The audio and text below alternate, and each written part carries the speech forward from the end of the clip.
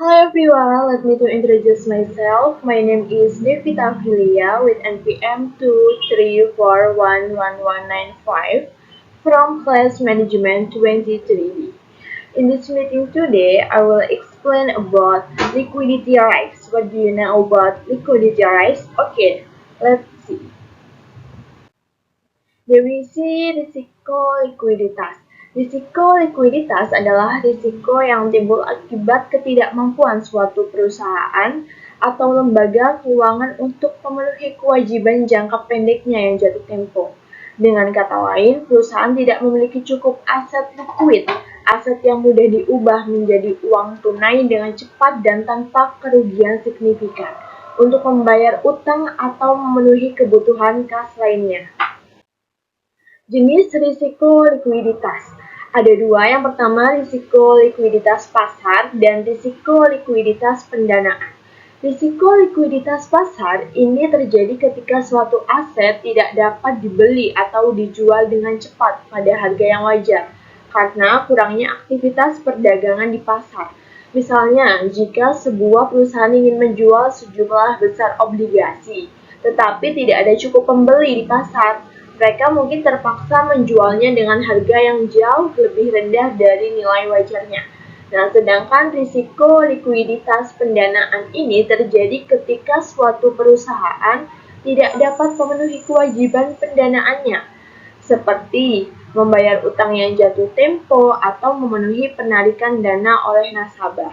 Hal ini bisa terjadi jika perusahaan kehilangan akses ke sumber pendanaan atau jika arus kas masuk tidak cukup untuk memenuhi aset atau arus kas keluar. Penyebab risiko likuiditas ada dua, dari faktor internal dan eksternal. Nah, yang pertama kita akan membahas tentang faktor eksternal. Faktor eksternal ini mengalami krisis ekonomi atau pasar keuangan, perubahan suku bunga yang signifikan, penurunan tingkat kredit perusahaan, dan perubahan regulasi. Sedangkan faktor internalnya adalah manajemen arus kas yang buruk, tingkat utang jangka pendek yang tinggi, investasi pada aset yang tidak likuid, serta ketergantungan pada satu atau sedikit sumber pendanaan. Nah, ini ada dampak dari risiko likuiditas. Nah, yang pertama, kesulitan membayar kewajiban, seperti gagal membayar utang kepada pemasok, kreditor, atau pemegang obligasi. Nah, yang kedua, gagal membayar gaji karyawan.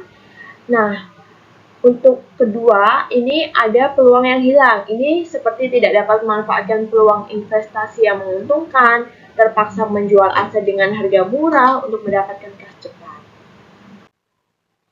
Kerugian finansial ini seperti biaya pendanaan darurat yang tinggi, potensi kebangkrutan. Nah, untuk kerusakan reputasi ini bisa seperti kehilangan kepercayaan dari investor, pelanggan, dan pemasok, penurunan nilai saham.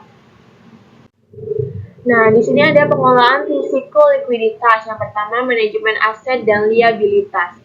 Nah, ini seperti menyesuaikan jatuh tempo aset dan liabilitas untuk mengurangi risiko ketidakcocokan, untuk memastikan ketersediaan aset yang likuid. Nah, yang kedua ada rasio likuiditas, untuk menggunakan rasio seperti rasio lancar, current ratio, dan rasio cepat, quick ratio, untuk memantau posisi likuiditas.